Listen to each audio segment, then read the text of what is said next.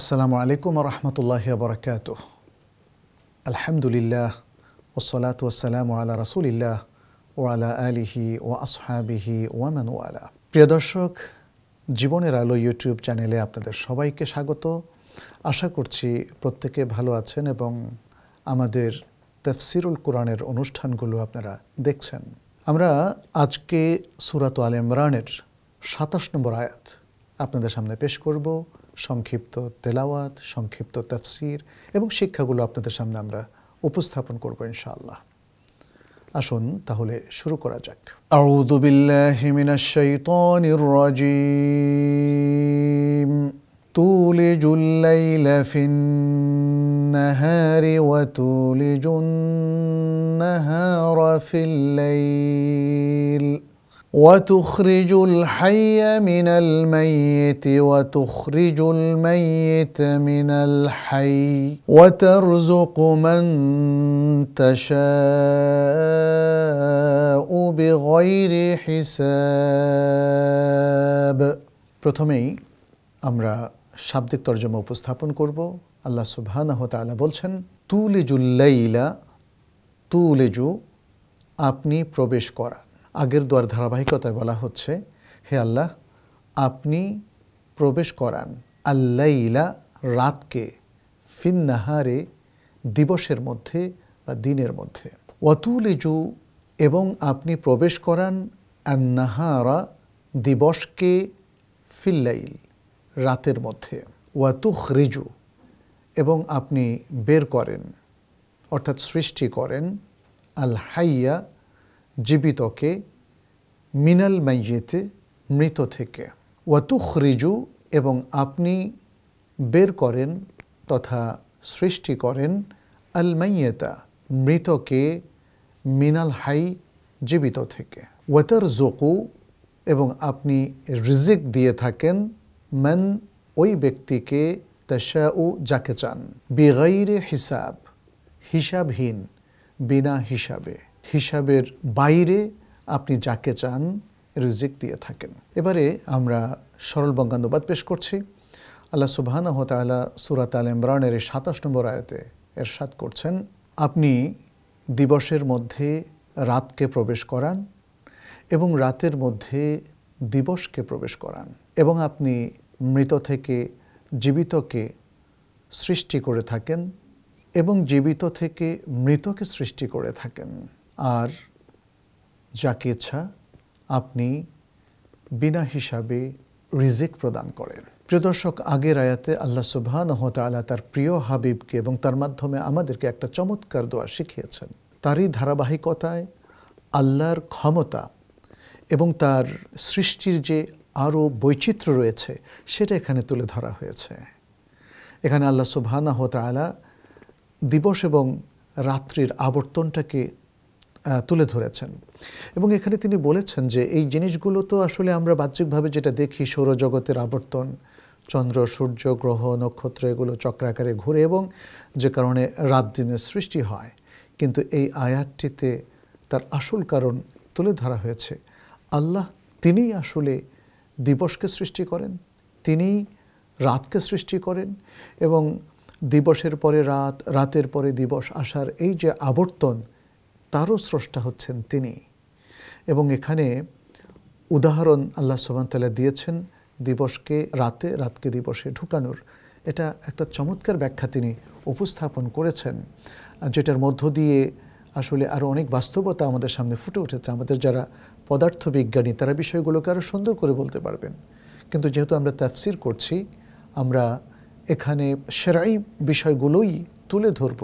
তবে যেটা আমরা লক্ষ্য করছি যে আল্লাহ সুবহানাহু ওয়া তাআলা শরঈ বিষয়গুলো সাথে তিনি এই মহাজগতের নানা বিষয়কে তিনি অন্তর্ভুক্ত করে দিয়েছেন এবং সেদিকে আমাদের দৃষ্টি তিনি আকর্ষণ করছেন। মূলত এই আয়াতের মধ্যে আল্লাহ সুবহানাহু ওয়া তাআলা তার সৃষ্টিতত্ত্বের প্রতি আমাদের দৃষ্টি আকর্ষণ করেছেন এবং এটা যে তার ক্ষমতার একটা অভিনব আলামত এবং চিহ্ন বহি প্রকাশ, সেটাও তিনি আমাদের সামনে তুলে ধরেছেন। আমরা সংক্ষিপ্ত তাফসীর যদি আপনাদের সামনে পেশ করি তাহলে এভাবে বলবো, আল্লাহ বলছেন তুলিজুল লাইলা আয় তুদখিলুল লাইলা, আপনি রাতকে প্রবেশ করান দিনের মধ্যে। এটা কীভাবে?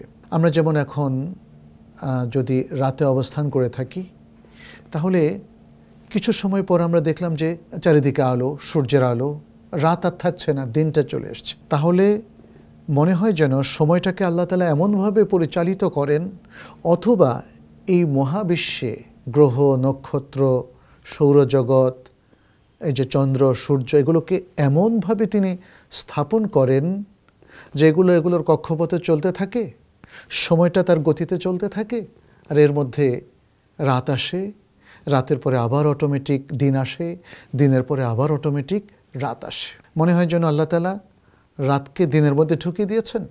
আবার যখন আমরা দিনের বেলা অবস্থান করি, তখন মনে হয় যেন দিনটা আবার রাতের মধ্যে ঢুকে গেছে। আমরা যেমন ফজরের সময় অনুভব করি এখন আর রাত নেই, পূর্বাকাশ ফর্সা হতে চলেছে, রাতটা এখন দিন হয়ে গেছে। আবার মাগরিবের সময় আমরা অনুভব করি যখন সূর্যটা অস্ত যায়, যে এই যে আলোকোজ্জ্বল একটা দিন, রৌদ্রকর একটা দিন, এটা আস্তে করে রাতের মধ্যে ঢুকে গেছে। কে ঢুকিয়েছেন? আল্লাহ সুবহানাহু ওয়া তাআলা ঢুকিয়েছেন। সে কথাই তিনি এখানে বললেন, তুলিজুল লাইলা ফিন নাহারি ওয়া তুলিজুন নাহারা ফিল লাইল। এরপর আল্লাহ সুবহানাহু ওয়া তাআলা তার আরেকটা সৃষ্টি তত্ত্বের দিকে আমাদের দৃষ্টি আকর্ষণ করলেন। সেটা হলো মৃত থেকে জীবিতকে সৃষ্টি করা এবং জীবিত থেকে মৃতকে সৃষ্টি করা। মুফাসসিরিন কিরাম খুব চমৎকারভাবে জিনিসগুলো তুলে ধরেছেন। মৃত থেকে কিভাবে জীবিতকে সৃষ্টি করলেন? আমরা জানি মানুষের সৃষ্টি হচ্ছে স্পার্ম থেকে, মানি থেকে। এভাবে যে কোনো জীব, তাদের জীবের যে প্রক্রিয়া, তাদের নর এবং নারীর যে মিলন, সেখান থেকে তাদের যে সৃষ্টি প্রক্রিয়া, আমরা দেখতে পাচ্ছি যে একটা জিনিস যেখানে কোনো প্রাণই ছিল না, প্রাণের স্পন্দন ছিল না, সেখান থেকে জলজান্ত মানুষ তৈরি হলো। গবাদি পশুর ক্ষেত্রে নানা রকম প্রাণী সৃষ্টি হলো, অন্য অন্য প্রাণী জগতের একই অবস্থা। আবার যদি আমরা এই উদ্ভিদ জগতে খেয়াল করি, তাহলে দেখব ছোট্ট একটা দানা, বীজ থেকে দেখেন কি প্রকাণ্ড একটা মহীরুহ, একটা বড় উদ্ভিদ সৃষ্টি হয়ে গেল।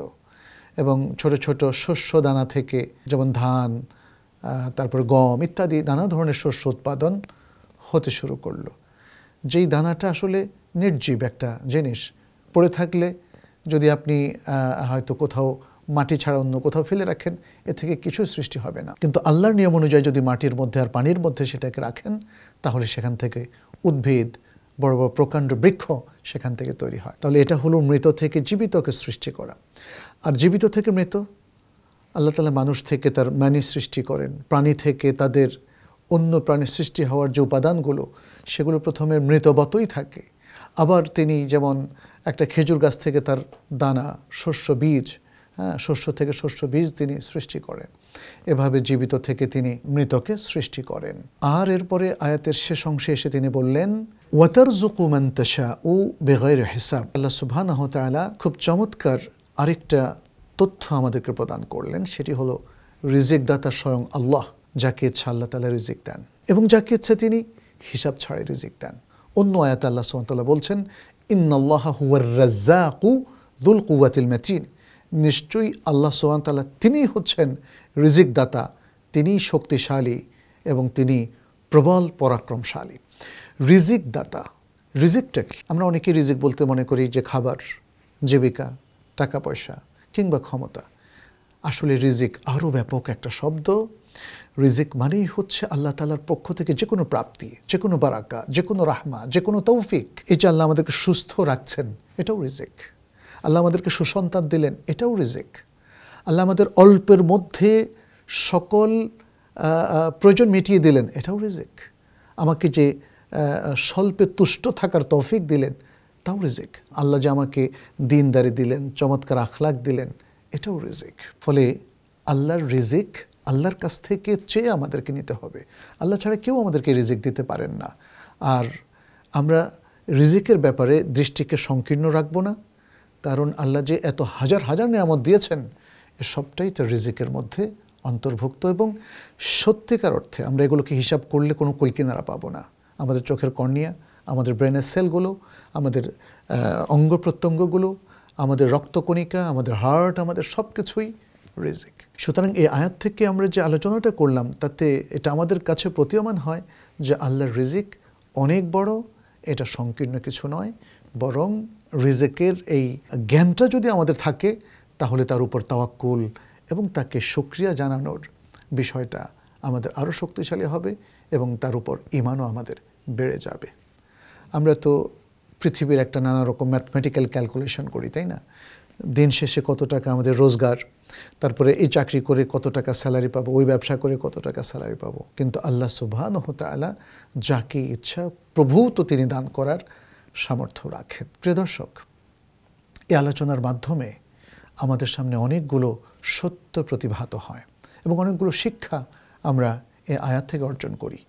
আমরা সেই শিক্ষাগুলো খুবই সংক্ষেপে আপনাদের সামনে তুলে ধরছি। আশা করছি আপনারা মনোযোগ দিয়ে এগুলোকে শুনবেন এবং মনে রাখবেন। প্রথম যে শিক্ষাটা পাই সেটি হচ্ছে আল্লাহ সুবহানাহু ওয়া তাআলা তিনি রাতের স্রষ্টা। দ্বিতীয় শিক্ষাটা হচ্ছে তিনি দিবসেরও স্রষ্টা। তৃতীয় যে শিক্ষা সেটি হচ্ছে রাত এবং দিনের যে পরিবর্তন এবং আবর্তন এরও স্রষ্টা হচ্ছেন আল্লাহ সুবহানাহু ওয়া তাআলা। চতুর্থ শিক্ষাটা হচ্ছে আল্লাহ সুবহানাহু ওয়া তাআলা তিনি পৃথিবীর সকল জীবিত বস্তুর অথবা জীবিত প্রাণীর সব কিছুর মালিক এবং স্রষ্টা। পঞ্চম শিক্ষাটা হলো আল্লাহ সুবহানাহু ওয়া তাআলা তিনি মৃতকেও সৃষ্টি করে থাকেন, তার মানে তিনি মৃতেরও স্রষ্টা। ষষ্ঠ যে শিক্ষা সেটি হচ্ছে তিনি মৃত থেকে জীবিতকে সৃষ্টি করেন, জীবিত থেকে মৃতকে সৃষ্টি করেন। এবং সর্বশেষ আজকে যে শিক্ষাটা এই আয়াত থেকে আমরা পেলাম সেটি হলো তিনি সারা জাহানের যে কাউকে ইচ্ছা প্রভূত রিজিক প্রদান করেন। প্রিয় দর্শক, চমৎকার সব শিক্ষা আমরা এই আয়াত থেকে পেলাম। শিক্ষাটাকে আমরা গ্রহণ করলাম? একটু ভাবতে হবে আমাদেরকে। আল কোরআন থেকে পড়া, জানা, বোঝা এবং শিক্ষা নেওয়া, এটাই আমাদের আলোকিত হওয়ার একমাত্র পথ। আসুন শিক্ষাগুলো গ্রহণ করি, আলোকিত হই, জীবনকে সমৃদ্ধ করি। আল্লাহ আমাদেরকে তৌফিক দান করুন। আজ পর্যন্তই। হাদা সাল্লাল্লাহু ওয়াসাল্লাম আলা নবিয়িনা মুহাম্মদ ওয়া আলা আলিহি ওয়া আসহাবিহি আজমাইন।